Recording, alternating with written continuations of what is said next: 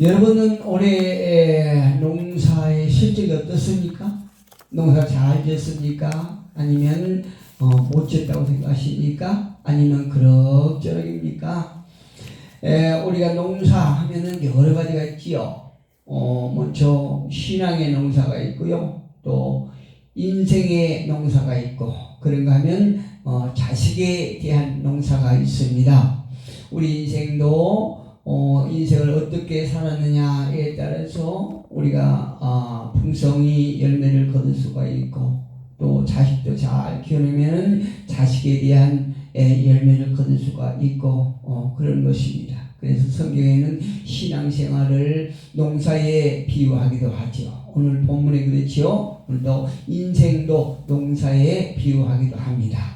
이처럼 사람이 땀 흘려서 얻은 결과를 열매로 묘사하기도 하는데, 오늘의 말씀은 추수 때에 관한 예수님의 말씀입니다. 그리고 일찍이 하나님께서는 추수를 통해서 이스라엘 백성들에게 감사를 가르쳤다는 것을 알 수 있어요. 그러니까 농사를 통해서, 추수를 통해서 하나님 앞에 감사하는 것을 가르쳤다 이 말씀이에요. 즉 이 말씀은 영적으로 보면 열매가 곧 감사라고 하는 것을 우리가 알 수 있어요. 할렐루야. 열매가 감사라는 거지요. 감사가 열매고 열매가 감사라는 것입니다. 그리고 하나님께 감사하는 것은 그 열매를 하나님께서 하나님께서 주셨다는 걸 알 수 있어요. 모든 것은 하나님으로부터 오는 것입니다. 그래서 하나님께서 성경을 통해서 구약부터 우리가 보는 지금 신약까지 보면은요, 하나님께 감사한 것은 그 열매를 하나님께서 주셨다라고 하는 고백이기도 하고, 또 감사의 마음이 그 속에 곁들여 있는 것을 우리가 알 수 있습니다. 그렇다면 감사 속에 감춰진 감사의 원리가 무엇일까에 대해서 한번 알아보겠습니다. 오늘 말씀의 제목을, 오늘은 이제 추수감사절인데요, 제가 제목을 감사의 원리라고 이렇게 적었습니다. 감사의 원리. 그러면 추수감사절을 통해서 감사의 원리가 무엇인가? 첫째, 추수에는 시기가 있다는 것입니다. 할렐루야. 모든 것이 때가 있지요. 심을 때가 있으면 거둘 때가 있고, 울 때가 있으면 웃을 때가 있고, 힘들 때가 있으면 평안할 때가 있고, 그런 거예요. 우리 인생사, 모든 인생사가 다 때가 있는 것입니다. 물론 농사에도 때가 있어요. 모든 것이 중요합니다. 제가 농사를 조금 지어보니까요, 씨를 뿌리는 파종의 시기도 있어요. 파종 시기. 언제 아무 때나 제가 뿌린다고 해서 되는 것이 아니고요. 봄에 뿌려야 할 씨앗을 가을에 뿌리게 되면은 씨가 나기는 나지만 열매로 맺히지 않더라고요. 연결되지 않아요. 그런가 하면은 가을에 뿌려야 될 또 씨도 있어요. 보니까 모든 것이 시기가 있더라 이 말씀이에요. 파종하는 것도 씨가 있고, 또 가꾸는데도 씨가 있고, 잡초를 매겨할 또 적당한 시기가 있어요. 물을 줄 시기도 있고요. 그리고 또 이제 거둘 때가 있지요. 거둘 시기가 있죠. 여러 가지 이렇게 농사 일을 함에 있어서 모든 과정이 다 중요하지만, 특별히 그 중에서 추수하는 것 굉장히 중요하다는 것입니다. 그 중에서 추수 시기를 놓치면 모든 수고를 다 잃어버리지 않습니까? 그동안에 우리가 씨를 잘 파종하고 그 씨를 잘 가꾸면서 거름을 주고 잡초를 매고 또 물을 주고 이렇게 했지만, 결국에는 추수할 시기를 잊어버리면 그 전에 수고하고 애썼던 것들이 다 허사가 되는 것입니다. 그래서 모든 것이 때가 있고 적당한 시기가 있지만, 특별히 중요한 것은 그 추수할 시기, 이 추수할 시기가 굉장히 중요하다는 것을 우리가 알 수 있습니다. 오늘 본문의 35절에 보니까 예수님께서 무엇이라고 말씀하시는지 한번 읽어볼까요? 35절 보겠습니다. 너희는 넉 달이 지나야 추수할 때가 이르겠다 하지 아니하느냐? 그러나 나는 너희에게 이르느니 너희 눈을 들어 밭을 보라, 희어져 추수하게 되었도다. 사람들은 아직은 때가 안 됐습니다. 넉 달이 지나야 되겠습니다. 이렇게 말하는데 예수님께서는 아니다. 지금 이미 때가 되었다. 다 곡식들이 휘어져서 때가 추수할 때가 되었구나. 이렇게 말씀하시지 않습니까? 열매를 거두는 시기를 감사의 절기를 주신 이유가 무엇이라고 생각하십니까? 열매와 감사는 같은 성격을 가지고 있다고 볼 수 있어요. 아까 말씀드렸죠? 열매와 감사와 열매 똑같은 성격을 가지고 있다고 볼 수 있습니다. 이 말은요, 인생에 있어서 감사는 하나님께 드리는 삶의 열매와 같은 것입니다. 그러니까 제가 하나님 앞에 어떻게 살았습니다 하는 걸 우리가 말로만 하는 것이 아니고 그 열매를 보여야 된다, 이 말씀이요. 내가 사람들과 이웃들과 어떤 삶을 살았습니다. 내가 이러이러한 삶을 살았습니다. 나만을 위해서 사는 것이 아니고 이웃의 관심을 보이고, 그러니까 이웃을 돌아보기도 하고, 내가 이렇게 해서 사람과의 관계를 잘 유지하면서 살았습니다. 이렇게 하는 것이 열매로 나타나야 되고요. 하나님 앞에 사는 것도 마찬가지죠. 내 신앙이 어떤 신앙을 유지하고 내가 어떤 신앙을 견주하며 살았는지를 열매로 하나님은 보신다, 이 말씀이에요. 우리 모두의 모든 일들 속에는요, 감사가 녹아나야 됩니다. 이 말은요, 믿음으로 사는 사람은 모든 일에 감사할 수 있어야 된다, 이 말씀이에요. 농사를 지을 때는 씨를 파종할 때가 있습니다.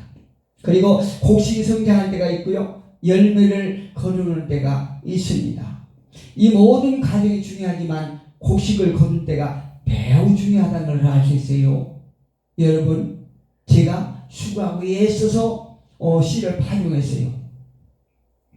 씨를 정성 들여서 잘 관리해서 그 씨가 무럭무럭 자랐습니다. 여름에 그 더운 때앗볕에서 식물을 잘 관리하고 타죽지 않도록 가뭄에도 늘 관리를 하고 물을 주면서 벌레를 잡아가면서 이렇게 관리를 잘 했습니다. 그런데요, 어느 날 추수 때가 되어서 제가 어떤 식물에 대해서 무관심함으로 관심을 덜 가짐으로 말미암아 그 추수 때에 추수를 안 했다고 합시다. 그러면 그 전에 파종할 때나 그 때앞에서 수고하고 애쓴 것들이 다 헛수고가 되는 것입니다. 그래서 그 거두는 것이요, 수확하는 것이 굉장히 중요하다, 이 말씀이에요. 이 모든 과정이 중요합니다. 그런데 곡식 거둘 때가 더 중요하다는 것을 말씀드리고 싶어요. 왜 그럴까요?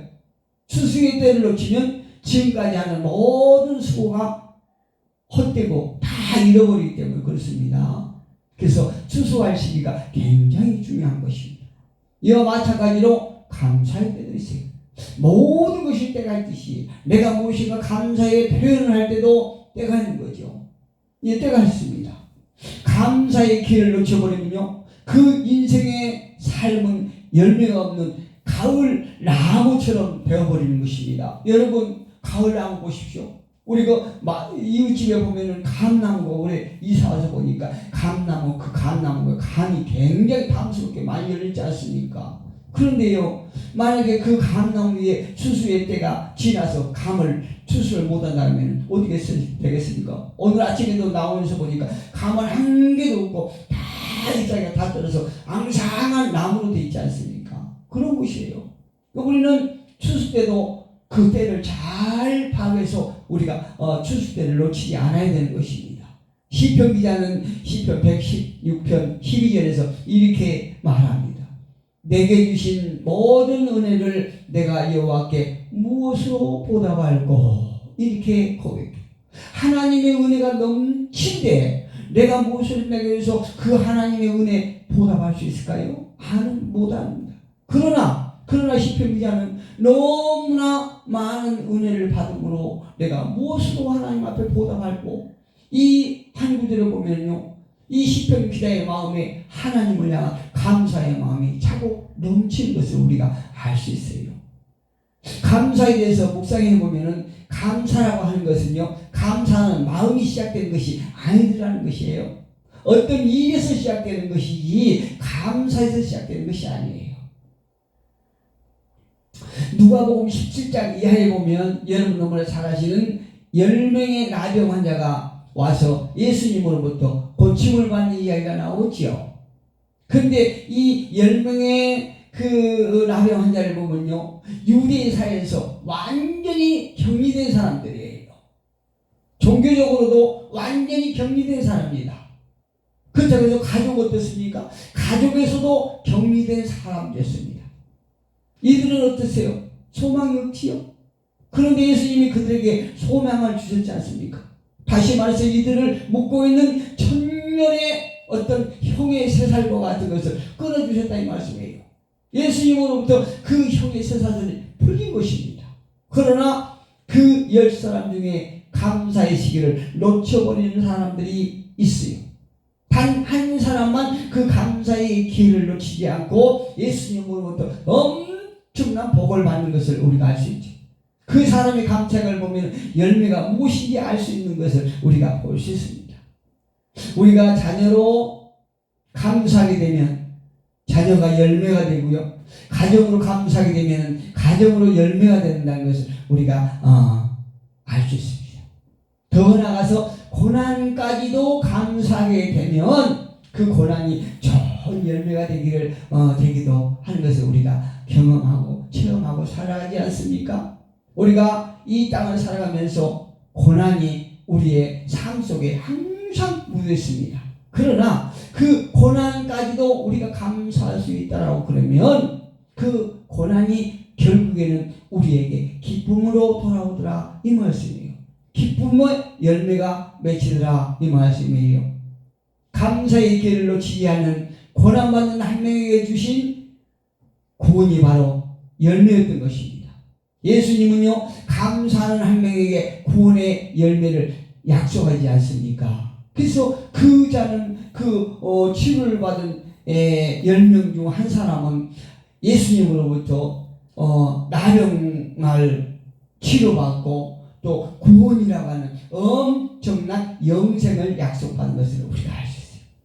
저와 여러분, 감사가 끊이지 않는 그런 삶이 되시기를 주님 이름으로 축복합니다.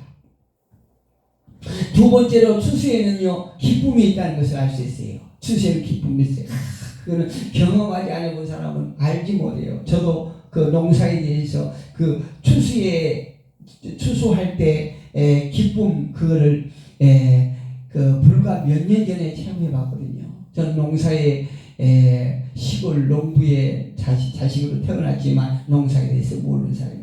그런데 목회하면서 이렇게 농사를 지어보니까요, 그 추수 뒤에 오는 기쁨이요, 정말 그 말로 표현할 수 없더라고요. 시편 126편 5절 6절에서 시편 기자의 고백이, 제 고백이 딱 되는 것을 알 수 있어요. 시편 기자가 이렇게 고백합니다. 눈물을 흘리며 씨를 뿌리는 자는 기쁨으로 거두리로다. 울며 씨를 뿌리러 나가는 자는 정령 기쁨으로 그 달을 가지고 돌아오리로다. 할렐루야. 여러분, 힘들고 어려울 때요, 그 씨를 뿌리는 것이 쉽지 않아요. 그래서 하루 이틀 이렇게 그냥 그 깨를 부리면서 미뤄질 때가 있더라는 것을 말씀드리고 싶어요. 씨를 빨리 뿌려야 되는데 그냥 씨만 뿌리는 것이 아니고 땅을 기둥해야 되거든요. 땅을 갈아엎어야 돼요. 그 땅을 갈아엎는 것이 아주 좀 힘든 것이 아니에요. 그래서 그 힘들기 때문에 씨를 파종해야 무엇을 얻을 텐데 파종하기가 쉽지 않아요. 그래서 잘 피우다가 결국에는 이제 또 그 시기를 놓친 경우도 있는데요. 농사 짓는 것이 눈물로 시작하지 않으면 안 되더라는 것입니다. 참 신비한 것은 똑같은 일이라도 감사하면요, 그 일의 기쁨을 경험하게 되고 불평하게 되면은 그 같은 일이라도 기쁨이 사라지는 것을 체험할 수 있거든요. 여러분, 그런 경험 많이 해보셨습니까? 감사할 수 있는 조건이 안 됨에도 불구하고 우리 마음에 감사가 일어날 때가 있어요. 그럼 그때는 망설임 없이 하나님 앞에 감사하고 그 일로 인해서 지금 감사할 조건이 아니지만 그럼에도 불구하고 감사할 때 그 일의 결과는 분명히 감사하더라 이 말씀이에요. 여러분, 땡볕이 아주 쨍쨍 내리질 적에 그 밭에서요 이렇게 풀독을 들으면서 이렇게 농사를 한번 지어보세요. 정말 힘들죠. 굉장히 힘들죠. 그런데요 그 농사할 수 있는 일에 감사해봐요. 그 무더운 여름에도 더운지를 모르겠어요. 왜 그럴까요? 야, 이 시기를 지나서 이 어려움을 지나서 농사를 잘 지으면 가을에 어떤 결과가 나올까 하는 것을 생각하면요 저절로 웃음이 들어 입가에 생기더라 이 말씀이에요. 우리는 흔히 말하기를 감사한 일이 있으면 감사할 것이라고 말한 경우가 많아요. 그런데 성경은 그렇게 말하고 있지 않습니다. 우리가 감사하면 그 일이 감사한 일이 되고 불평하면 그 일이 불평한 일이 된다고 성경을 통해서 우리에게 교훈을 줍니다.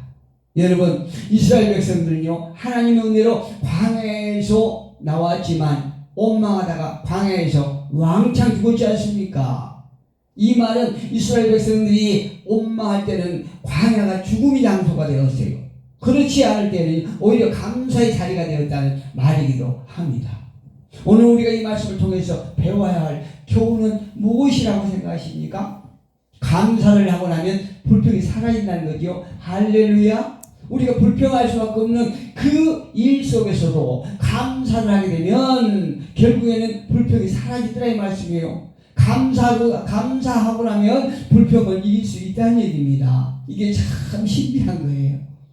우리가 매일매일 삶 속에서 감사의 마음을 잃어버렸다면 감사절을 지킬 절을 통해서 다시 감사하는 마음을 회복해서 일상생활에서 무슨 일을 만나든 간에 원망과 불평을 이길 수 있기를 주님의 이름으로 축복합니다. 마지막으로 수수에는요 함께라고 하는 협력이 있어요.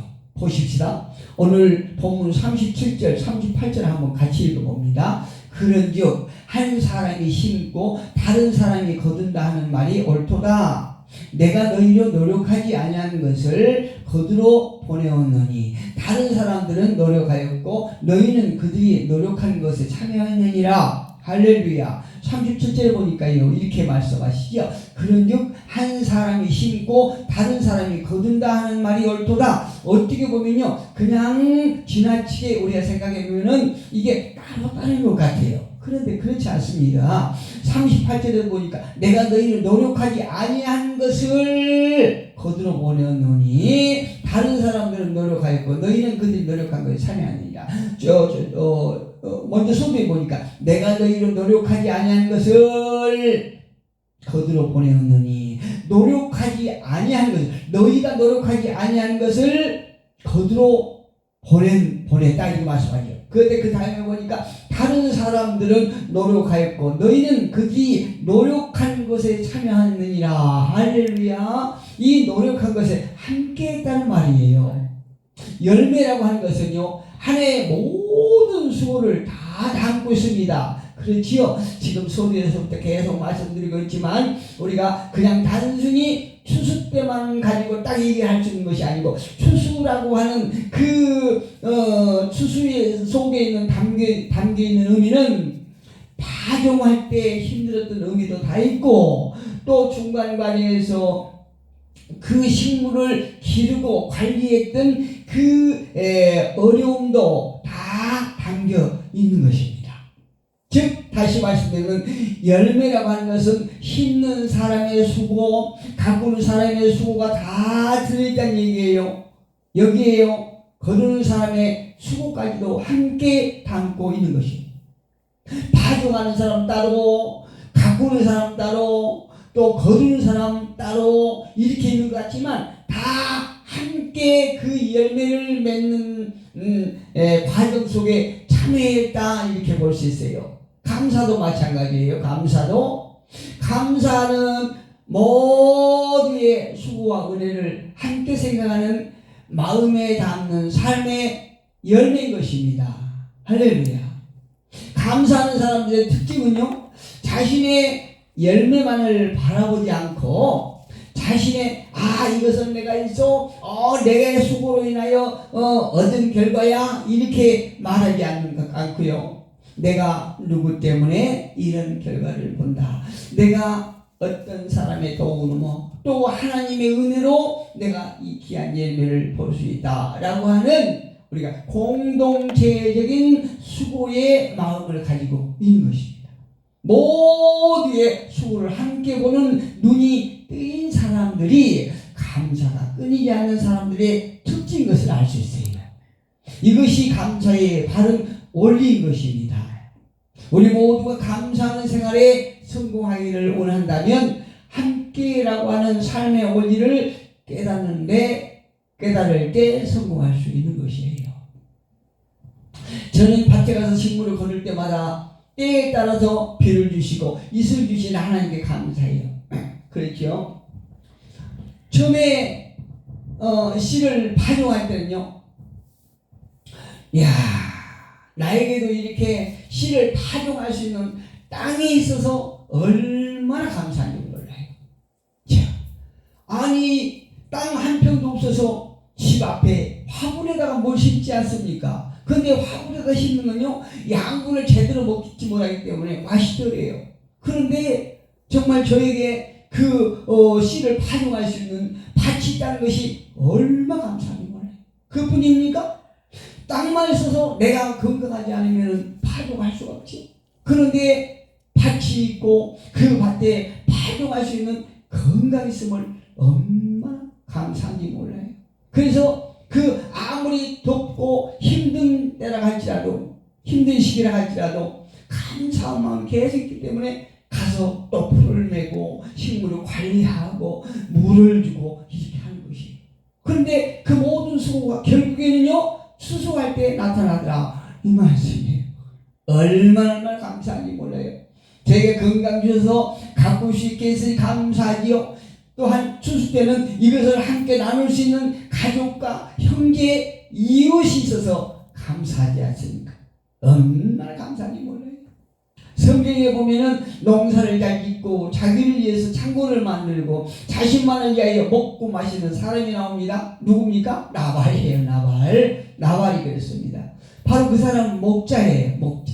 그런 양털 깎는 날 다윗이 보낸 소년들을 만나지요. 그날은 추수날이었어요. 추수날. 나발이 추수를 하는 날이었거든요. 그런데 나발은 함께라고 하는 그 원리를 거부하고 말아요.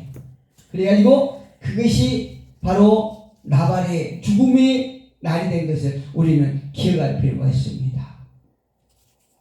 내가 감사하여 내가 가진 것을 작은 것으로 이웃과 나누고 하나님 앞에 감사할 때에 오히려 그것은 나에게 더 많은 것으로 돌아온다는 것을 우리가 기억해야 합니다. 나발과 같은 이런 삶을 사는 사람은 그날이 죽음의 날이 되니까요.